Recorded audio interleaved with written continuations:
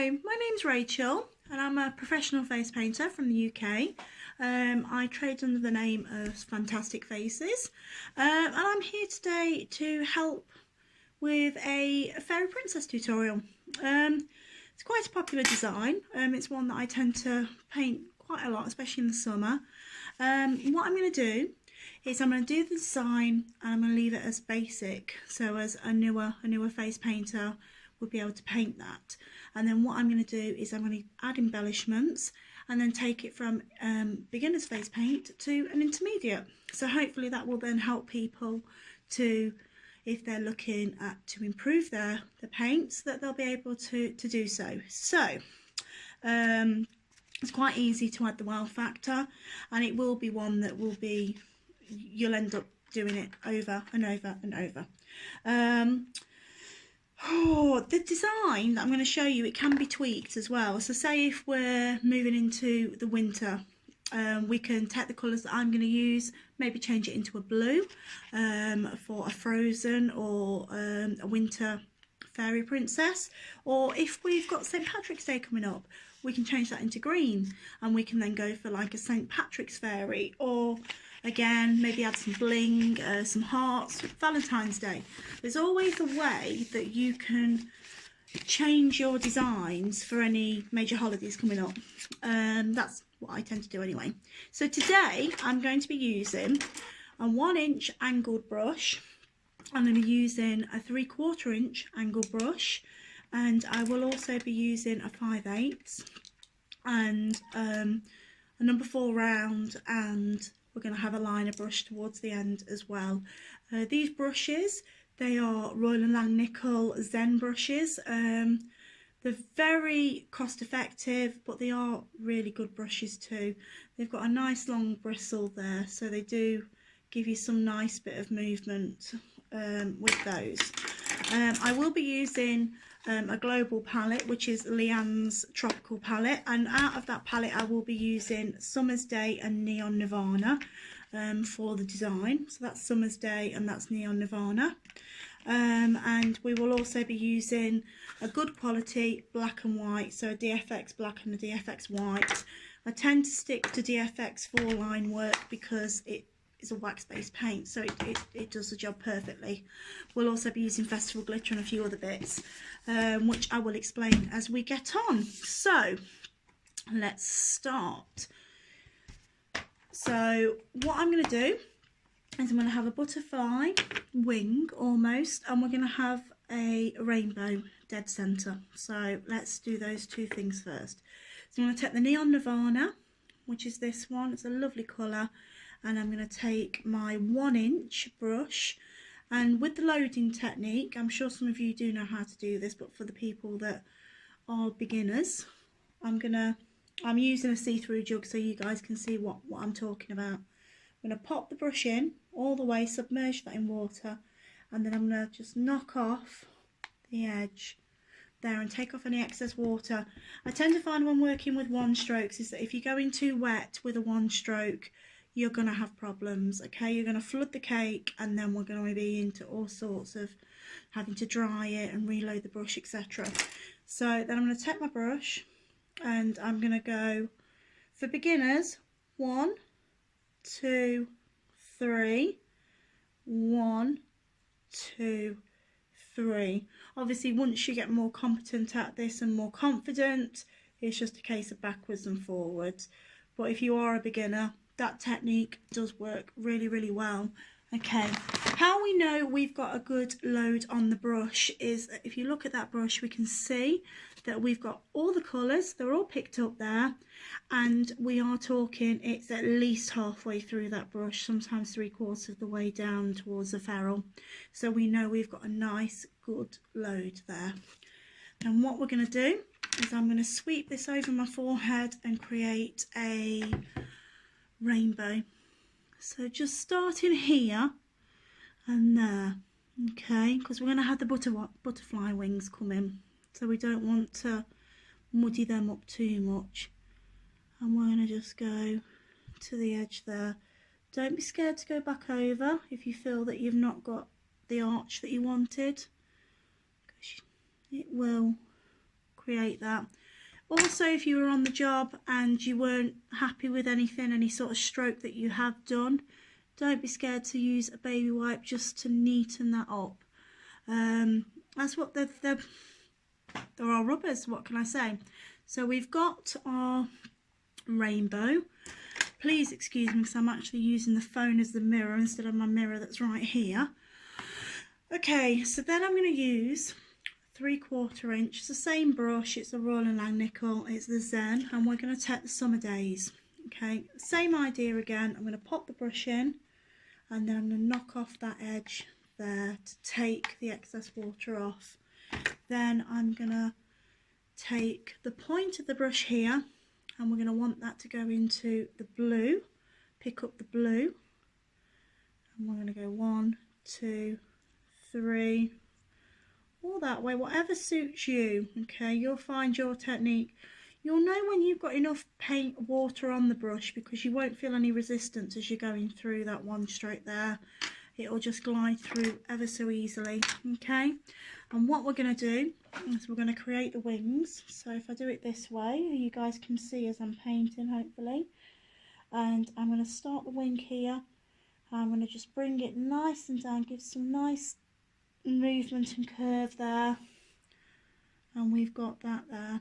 Okay, if you wanted to, you could maybe move into little sections, split that wing up, but I will be doing that towards the end, so it is really up to you. Okay, and again, if you were a newer painter, you could maybe do it this way. You could have it and go 1. It's almost like your 1-stroke butterfly, so it's really whichever sort of one that you prefer, that's the one that you can go with. But there's 2 sort of ideas there for you. And then what we're going to do is, using the same Summer Days cake, I'm going to rinse my brush off and I'm going to again tap that excess water off at the side, and we're going to pick up this red, orange and yellow. Okay, and this is what I do like about the Tropical palette, is that it's so versatile when it comes to things like this, is that you can really mix these colours up and really go to town on them. So as you can see, again, we've got a nice load on the brush. We picked up all the colours that I wanted to, you can see, and I'm happy with that. And then we're going to take the brush and we're going to start from the orange there, and we're going to again follow it through however you feel is going to help you. Again, if we'd done it this way, we could go and then flick it down like that. Okay, then taking the hilt of the brush, and by the hilt I mean this bit here, we can fill that in like that. Okay, if you're on the job, just tap that down nice and quickly. Obviously on the job I mean that you've got a queue of kids, the parents are all tutting and they don't understand why you're taking so long. How dare you take so long to paint a face, really? So just take the hilt and just again just get that colour coloured in there. It just gives some quickness to it for you. Okay, and then what we're going to do is I'm going to take the same colours that I loaded, so I'm going to just give the brush another load, make sure I've still got those colours separated as I wanted to. I'm going to flip the brush this side now, and I'm going to take the base of the eye and I'm going to just flick it to join that there. So then we've almost got like a cat's eye. Can you see that? It's a nice way to have that. Can you see? So again, what you'd say to the child is, please can you look down or close your eyes gently like you were sleeping, and just flick that like that. Okay, any spare skin that you can see, you can always just give that a bit of a, like that one, we're done. Okay, So we've got those. Then what I'm going to do is I'm going to take my 3/8 and it's the angle brush, and I do like to do this with my butterflies as well. Is I'm going to take the edge of the same one, stroke the summer days. I'm going to take as much blue as I can on that, and then that'll give me an outline to work on then. So what I'll do is I will take it down so we can split the two, you see, and then I will give this some movement, just give it a bit of wriggle and make it just, and there's all sorts you can do here if you wanted to maybe do a couple of strokes in the middle and give it a bit of texture and interest. It's really your design, you do it how you want to.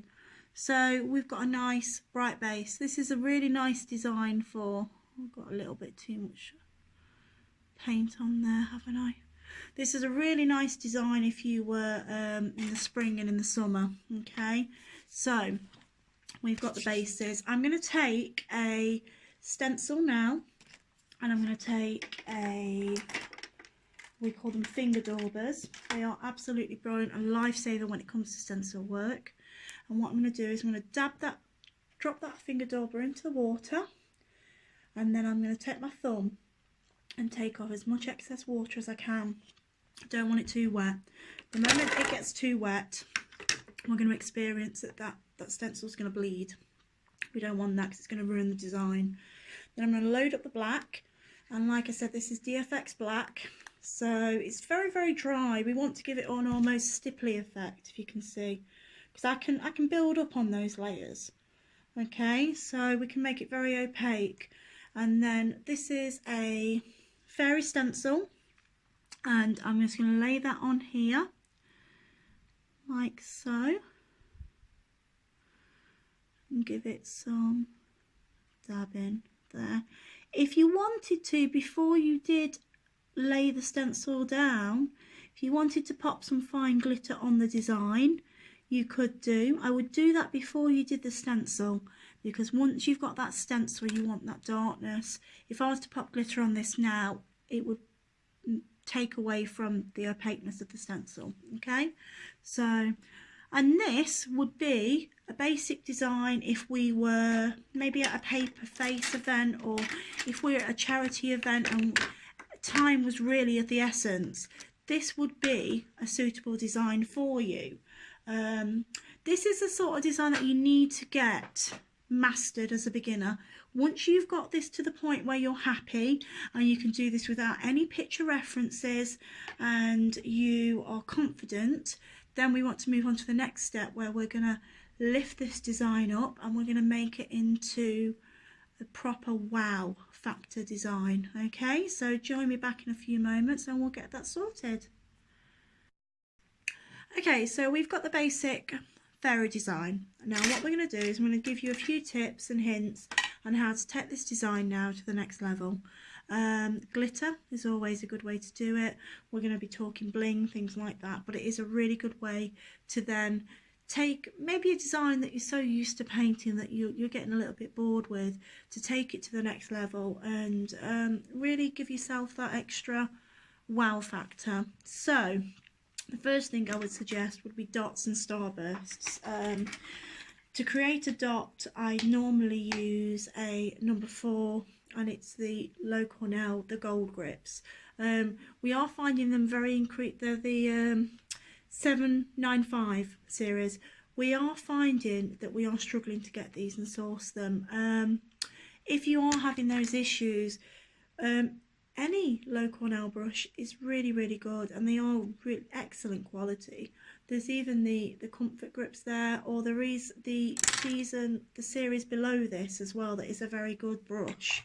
So I'm going to just wet my brush and activate my paint. So as I'm talking to you, I am just giving it a little bit of a swirl around there, and by activating my paint, all I mean is add water and make it to the point where I can paint with it. the consistency we want to look for is that of a melted ice cream. So we want to have it quite thick but nice, that it'll leave a nice line. So I'm just swirling it around, and then what I do to create a perfect dot every time is, now I've got that at the bottom and it's all wet, I'm twirling my brush in there to create a point. Once I've created that point, there's a puddle of paint, and I'm just going to scoop some of that up onto the end of my brush, and that is what's going to create my perfect point every single time. Okay, so I've scooped it up, and then it's a case of just popping them wherever I feel. I tend to do my dots in threes. Okay, so, and it is now down to the pressure that I'm using. So if I want a big dot, I'm going to add a bit more pressure. If I want a smaller dot, I'm not going to add as much pressure. So nice thick dot, there we go. A smaller one, not as much, you see. Let's get right in there so you can see that. And that will give me consistent dots every single time. So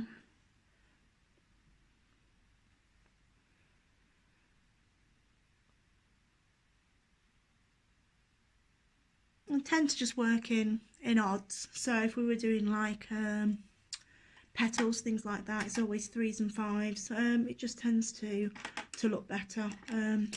So I'm going to use a liner brush now, Low Cornell again. This is the Zen range, and I'm going to add a bit of water to my melted ice cream consistency. I want it to be almost inky now. The reason being is I don't want to go back in and reload my brush. I want to be able to do this in one go. So same technique with regards to the dots. So I'm just getting the paint on the bristles, twirling, and then I've got a nice bit on the end there. Can you see? If I hold it to the camera, you can almost see the dot there. Yeah, that's what we want. And then I'm going to just take it, let's do one here just to show you. So in the centre, I'm going to flick up, back to the centre, flick that way, back to the centre, flick, back to the centre, flick. And that will give you perfect starbursts every single time. So let me do another one here, see if I can, let's move you guys forward so you can see. And then we're gonna, see, I'm having to paint into the phone to show you. So into the centre and flick up, that way, and then that way. And that just gives you a nice starburst. So practice makes perfect when it comes to those. Then we've got that. Another thing that would lift a design like this straight away would be the right sort of bling. Now this is a handmade piece of bling with a nice acrylic rose there in the middle. If I was at a paid per face event, say I was charging the public, I would charge extra for those. If it was a private party, they would be included in the price. Bling is not going to go away, so if you're not doing it, it might be something worth doing. I can say though, hand on heart, that if I go to an event where I'm charging the public, I would say that 1/3 of my take-ins will come from bling. So it is worth having a look and just seeing whether it's something that you want to pursue. So I'm going to just pop that there, and already that's lifted it further. Then the next thing I would do would be festival glitter. Again, if you were at a public event, this is another way that you can really upsell and make those profits that you want to make. So I'm going to use a fixodant on this. Again, in the industry, there is right and wrong ways to do this. I would never ever suggest using Vaseline to fix glitter to any part of your body. The reason being is that Vaseline never ever dries. So what will happen is that will just cause a barrier between your skin and the glitter, and the glitter will move and shift. So then that could go into your eyes, it could go cause any sort of problems. Also, the petroleum in the Vaseline, it can create the glitter to sort of break down and cause staining and things like that. So it's not something I'd recommend. We do use in the industry things like ultrasound gel. It's a gel that goes on the skin nice and smoothly. It's designed for the skin as well. So, and then obviously that will dry, and as it dries, the glitter dries with it. We do use KY gel, any other sort of lubricants. If you are going to do that, repackage it, put it into a pot, you know, a nice discreet pot, because I think some people might have something to say if you start smearing children with KY jelly. But saying that, it's about just staying with the right products. If you were going to glitter at a glitter bar, I know that Global do a very reasonable large tub like this for £10, and you know that it's going to stay, and it's got the staying power. So aloe vera gel, that's the other one, but again, some people are allergic to it, so it's about just knowing what you want to use on your client. So I always keep my glitter loose. With moving into biodegradable glitter, what tends to happen is that it can break down in the glitter if you were to create like a pre-mix. I tend to do it on the day if I've got a big party. Otherwise I keep it loose like this. I'm just gonna take some, this is ultrasound gel. I'm gonna take this and I'm just gonna pop some here, just like a bottom wing almost of a butterfly. And again here, just there, and we're gonna take our festival glitter and we're just gonna add that to the area that we've already put the gel on, okay, and that will stick and dry, and job's a good one. Okay, there we go.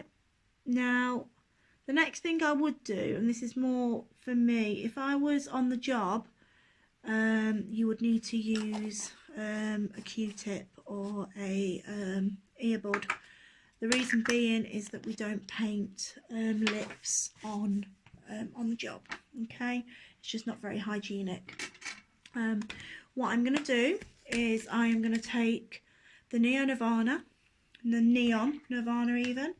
And I am going, for purposes of this video, I'm going to take the purple and the pink, just take that on the brush like so. So I've got two distinct colours, and I'm going to use the dark colour on the outside, and I'm going to use my mirror for this because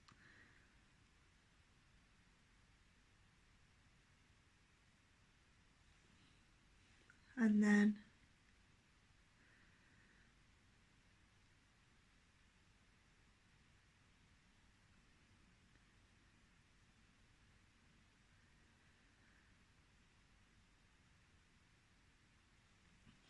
as you can see, we've got the nice two-tone with the lips there.